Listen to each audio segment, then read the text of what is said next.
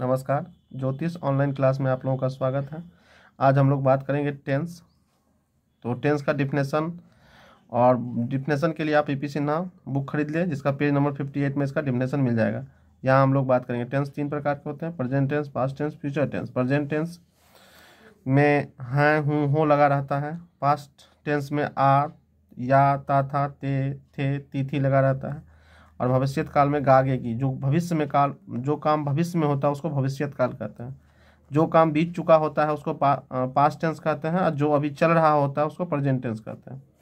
Present tense को हम लोग 4 भागों में बांटते हैं: present indefinite tense, present imperfect tense, present perfect tense, present perfect continuous tense. तो अब हम लोग सबसे पहले आज हम लोग बात करेंगे प्रेजेंट इंडेफिनिट टेंस।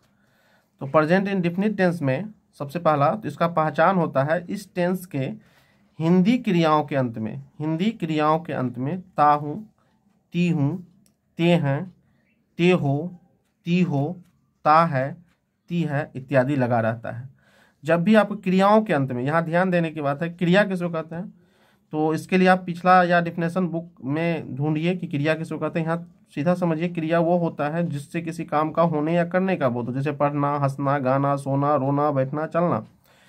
तो क्रिया के 5 रूप होते हैं: V1, V2, V3, V4, V5। जैसे अगर हम गो की बात करें, गो, वेंट, गोन, गोइंग और गोज, ये 5 रूप होते हैं प्रत्येक क्रिया का। तो इस टेंस प्रेजेंट इंडेफिनिट में अंत में ता, ते, ती रहेगा क्रिया के अंत में। बनाएंगे कैसे, तो बनाने के नियम। तो 4 प्रकार के टेंस में वाक्य प्रायः होते हैं। सबसे पहला अफर्मेटिव, जिसमें कोई बात निश्चय के साथ कहा जाता है, जैसे मैं पढ़ता हूँ, मैं खेलता हूँ, मैं सोता हूँ, मैं रोता हूँ। तो इस प्रकार का सेंटेंस बनाने के लिए सबसे पहले हम लोग सब्जेक्ट को लिखते हैं, फिर वर्ब का पहला या 5वां रूप देते हैं, फिर ऑब्जेक्ट को लगाते हैं। जैसे मैं अंग्रेजी पढ़ता हूँ, अगर हम बात करें मैं अंग्रेजी पढ़ता हूँ, तो मैं अंग्रेजी पढ़ता हूँ में सब्जेक्ट कौन है, तो जो काम करता है वो सब्जेक्ट कहलाता है। जैसे पढ़ता हूँ तो कौन पढ़ता है, मैं, तो सब्जेक्ट हो गया। फिर पढ़ना क्रिया है एक, और जिस पे फल पड़ता है वो ऑब्जेक्ट हो गया। तो आप लोग सबसे पहले सब्जेक्ट ऑब्जेक्ट वर्ब को ढूंढ लेंगे। उसके बाद जैसे मैं किताब पढ़ता हूँ, तो सब्जेक्ट हो गया मैं का अंग्रेजी होता है आई। और उसके बाद V1 या V5, तो V1 जो है वो आई, वी, यू, मतलब फर्स्ट पर्सन के दोनों वचन, सेकंड पर्सन के दोनों वचन और थर्ड पर्सन के प्लूरल नंबर के साथ लगाते हैं। तो यहाँ V1 लगेगा, तो आई रीड इंग्लिश। फिर हम लोग अंग्रेजी पढ़ना जानते हैं, तो यहाँ देखिए सब्जेक्ट हो गया हम लोग, तो पहले लग गया वी। जानना वर्ब है तो नाउ होता है, और यहाँ पढ़ना भी वर्ब है, तो नाउ के बाद अगर वर्ब आवे तो वहाँ हाउ टू से उसको अलग कर लेते हैं। तो वी नाउ हाउ टू, पढ़ना का रीड, अंग्रेजी। तुम अंग्रेजी पढ़ना पसंद करते हो, यू लाइक, यू हो गया सब्जेक्ट, लाइक वर्ब हो गया। टू रीड मीन्स पढ़ना, जब भी ना रूप में वर्ब रहे तो टू लगाते हैं, और ऑब्जेक्ट है इंग्लिश। यहाँ ध्यान दीजिए, नाउ के बाद ही हाउ टू लगेगा, अन्यथा टू से वर्ब को अलग कर दिया जाएगा। वह रोज यहाँ आती है। सी कम्स हेयर, मतलब सबसे पहले सब्जेक्ट सी, आना वर्ब, कम्स यहाँ का हो गया हेयर, और रोज का एवरीडे।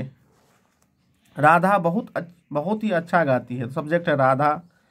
गाना हो गया वर्ब, बहुत अच्छा का वेरी नाइस, फाइन या वेरी नाइस होगा। अब इस तरह से आप 10, 15, 20 रिवीजन करिए इस टेंस से रिलेटिव, ऑक्सफोर्ड ट्रांसलेशन या किसी भी ट्रांसलेशन से इस टेंस का। उसके बाद इसमें हम लोग निगेटिव पढ़ते हैं। तो निगेटिव में मुख्य रूप से वाक्य में नहीं लगा रहता है, बीच में। तो उसके लिए सबसे पहले सब्जेक्ट, फिर डू या डज में से जो लगता है उसको लगाते हैं, फिर नॉट, V1 ऑब्जेक्ट। यहाँ ध्यान दीजिएगा, वह और राधा में V5 लगा है, तो यहाँ कम्स और सिंग्स, मतलब थर्ड पर्सन के सिंगुलर नंबर, याद रखिएगा, थर्ड पर्सन के सिंगुलर नंबर,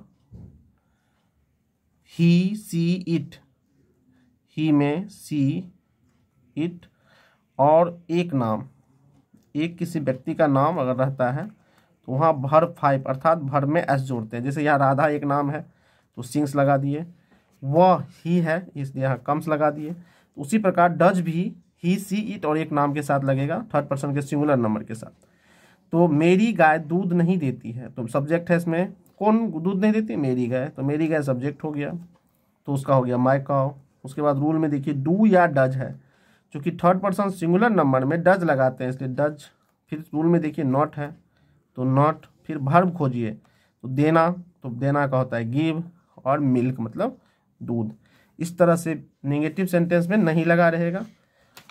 इसके बाद हम लोग देखेंगे इसी का इंट्रोगेटिव सेंटेंस। तो इंट्रोगेटिव में जो इंट्रोगेटिव सेंटेंस जो है उसमें वाक्य क्या से शुरू होगा, जो भी वाक्य क्या से शुरू होगा उसको इंट्रोगेटिव सेंटेंस कहेंगे। तो उसके लिए हम लोग रूल लिख लेते हैं। सबसे पहले डू लगाएंगे, फिर डज लगाएंगे, फिर सब्जेक्ट V1 और ऑब्जेक्ट इंट्रोगेशन मार्क।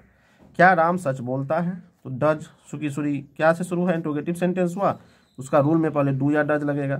तो चूंकि Ram third person singular number है इसलिए डज, उसके बाद सब्जेक्ट राम, फिर V1, यहाँ पे एस नहीं जोड़ेंगे, आप याद रखेंगे, यहाँ डज लग चुका है तो यहाँ V1 होगा, स्पीक, उसके बाद सच का द ट्रूथ।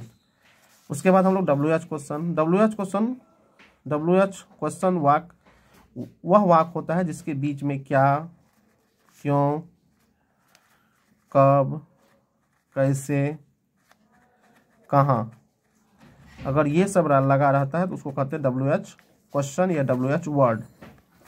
तो सबसे पहले WH क्वेश्चन जब भी क्या, क्यों, कब, कैसे अगर वाक्य में रहे तो उसमें सबसे पहले WH वर्ड को ढूंढेंगे, फिर डू या डज लगाएंगे, फिर सब्जेक्ट, फिर वर्ब का पहला रूप ऑब्जेक्ट इंट्रोगेशन मार्क। क्या कुत्ते रात में नहीं भौंकते हैं? तो चूंकि यहाँ सॉरी ये WH क्वेश्चन का गलत हो गया, यहाँ कुत्ते रात में क्यों भौंकते हैं, तो यहाँ अगर क्यों लगा गया तो सबसे पहले होगा वाई, फिर WH वर्ड हो गया वाई क्यों का, फिर डू या डज। तो चूंकि कुत्ते हैं बहुत सारे हैं इसलिए डू लगेगा, वाई डू डॉग्स, कुत्ते का सब्जेक्ट में। उसके बाद अगर नॉट है तो नॉट लगा दीजिए, अन्यथा नॉट नहीं है तो बार्क एट नाइट। तो यह WH क्वेश्चन में क्या क्यों बीच में रहेगा, आप कहाँ रहते हैं, आप कहाँ रहते हैं।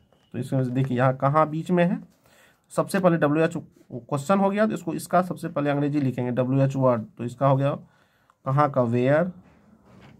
उसके बाद रूल देखिए डू या डज लगेगा, तो चूंकि आप है इसलिए डू, उसके बाद वर्ब रहना का लीव या एट भी दे सकते हैं, where do you live at. यहाँ पे आप ध्यान देंगे WH क्वेश्चन जब भी रहेगा तो उसका पहले WH वर्ड को सबसे पहले लिखेंगे, उसके बाद रूल के अनुसार बैठा देंगे। अब हम इसी टेंस का वॉइस भी देखेंगे, चूंकि एग्जाम है 12th का तो इसलिए आप वॉइस भी रिवीजन कर सकते हैं।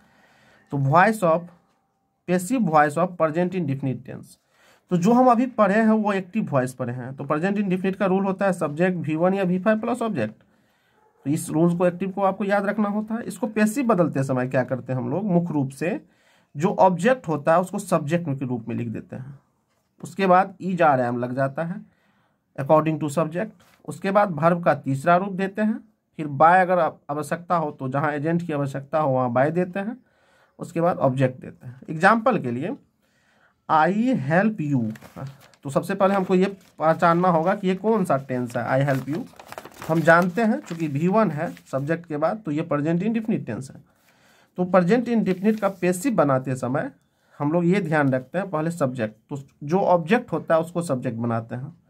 तो यू यहाँ पे ऑब्जेक्ट है तो यू सब्जेक्ट, यू को यहाँ देखेंगे किस प्रकार से चेंज होता है, इसको नोट कर लीजिएगा आप लोग। तो आई अगर सब्जेक्ट में है ऑब्जेक्ट में मी हो जाता है, यू का चेंज नहीं होता है, वी है तो अस हो जाता है, सी है तो हर हो जाता है, ही है तो हिम हो जाता है, दे है तो देम हो जाता है। और यही जब ऑब्जेक्ट से सब्जेक्ट बनता है तो चूंकि यहाँ यू है तो यू चेंज नहीं होता है तो यू हो गया यू। फिर रूल देखिए सब्जेक्ट के बाद ER लगाते हैं तो यू के साथ R लगता है R। फिर वर्ब का तीसरा रूप डालते हैं तो यानी कि हेल्प का V3 होता है हेल्प्ड, और बाय लगाना यहाँ अनिवार्य है, बाय ऑब्जेक्ट का हो गया, माई का आई का मी हो जाता है, यहाँ देख लेंगे, इसको नोट कर लेंगे।